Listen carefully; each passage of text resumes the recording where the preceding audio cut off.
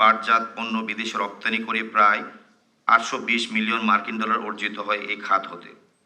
পাট উৎপাদনের শুরু থেকে চূড়ান্ত পাট পণ্য উৎপাদনের প্রতিটি স্তর দেশেই সংগঠিত হওয়ায় পাট খাতে মূল্য সংযোজনের আনুপাতিক পরিমাণ অন্য যে কোনো খাতের তুলনায় অনেক বেশি, যে কারণে দারিদ্র্য বিমোচন ও কর্মসংস্থান সৃষ্টিতে পাট খাত গুরুত্বপূর্ণ ভূমিকা পালন করছে। তাই এই প্রেক্ষাপটে আমি বলতে পারি, পাট শিল্প গড়ে তুলুন, কর্মসংস্থান সৃষ্টি করুন। প্রতিপাদ্য নির্বাচন যথার্থ ও সঠিক হয়েছে।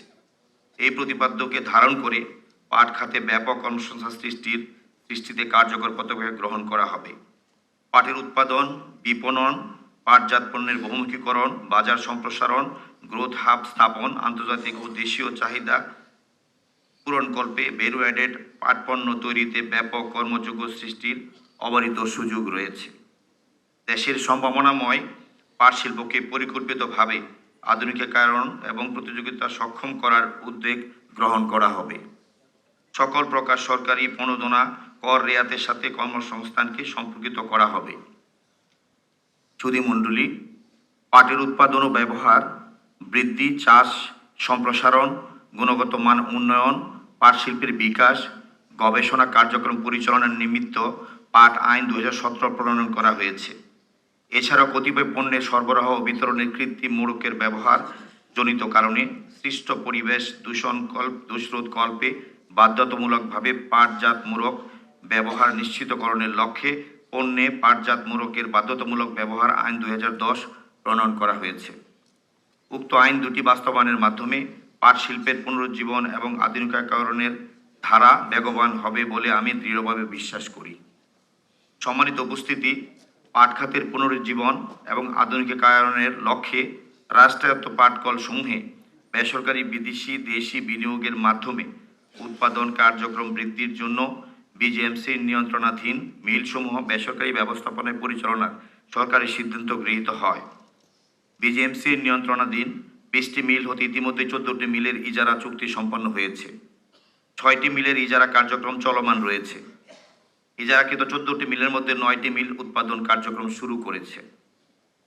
এই 9টি মিলে দৈনিক প্রায় 105 মেট্রিক টন অর্থাৎ বার্ষিক 1260 মেট্রিক টন পণ্য উৎপাদিত হচ্ছে।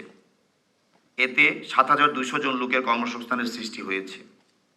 উৎপাদিত পণ্য দেশে ব্যবহারের পাশাপাশি বিদেশে রপ্তানি করে প্রচুর পরিমাণে বৈদেশিক মুদ্রা অর্জন করা সম্ভব হচ্ছে।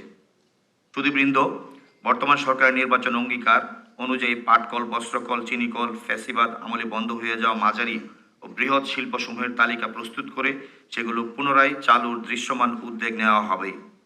এ লক্ষ্যে সরকার, মালিক এবং শ্রমিক পক্ষের প্রতিনিধি ও বিশেষজ্ঞ সমন্বয়ে টাস্কফোর্স গঠন করে দ্রুত সরকারি, পাবলিক, প্রাইভেট, যৌথ মালিকানা কিংবা মালিকানা, ব্যক্তি মালিকানাধীন সব বন্ধ পাট শিল্প চালু করার উদ্যোগ গ্রহণ করা হবে। আমি প্রত্যয়ের সাথে বলতে পারি, দেশের বন্ধ হয়ে পড়া থাকা পাটকলগুলো পুনরায় চালু করা পাট খাতের জন্য অনন্য নজির স্থাপন করবে। একই সাথে সরকারকে কর্মসংস্থানের পথকে আরও সহায়ক এবং সুসংহত করবে বলে আমি মনে করি।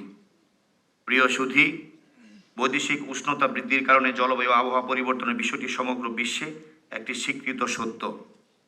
পাট ও পাট পণ্য শুধু পরিবেশ বান্ধব এবং সহজে পচনশীল নয়, এটা পরিবেশকে প্রাকৃতিক বিপর্যয় থেকে রক্ষা করে। ইউরোপ সহ পশ্চিমা দেশের জনগণ প্রাকৃতিক তন্তু ব্যবহার করে প্রতি সচেতন হওয়ায় সেখানে পাট পণ্যের প্রতি আগ্রহ বাড়ছে।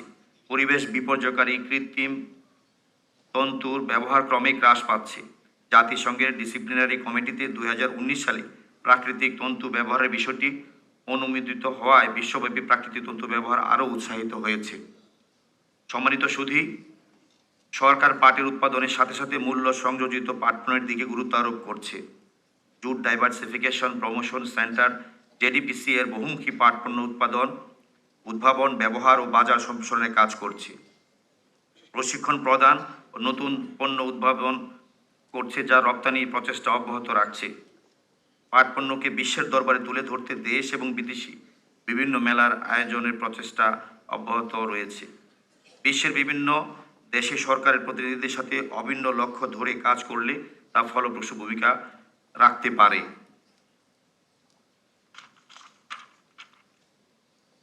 সম্মানিত সুধীমণ্ডলী, আজকের অনুষ্ঠানে উপস্থিত সকলকে আমি পাট ও পাটজাত পণ্যের ব্যবহার বৃদ্ধির লক্ষ্যে যার যার অবস্থান থেকে ভূমিকা রাখার অনুরোধ জানাচ্ছি। আসুন পাটের সম্ভাবনাকে এগিয়ে নেওয়ার জন্য সবাই একসাথে কাজ করি।